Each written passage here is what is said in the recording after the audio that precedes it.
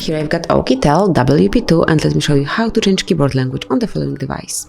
So at first let's open the messages, then click on Start Chat, pick whichever contact you have around because it doesn't matter, and then click on Text Message, go to the Settings, and now choose Languages.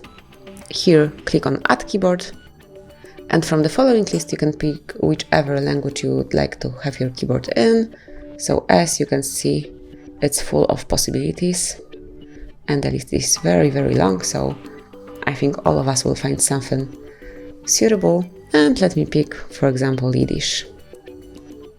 Now click on Done to confirm, and you can delete English from this list right now. Just mark it and then tap on bin icon. Let's go back. And this is it. As you can see, keyboard language has been changed and you can use it this way right now. If you'd like to go back to other language, just click on Settings icon one more time.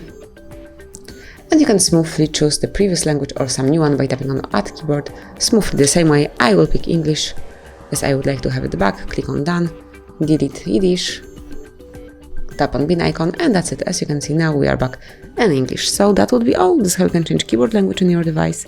Thank you for watching. Please subscribe our channel and leave the thumbs up.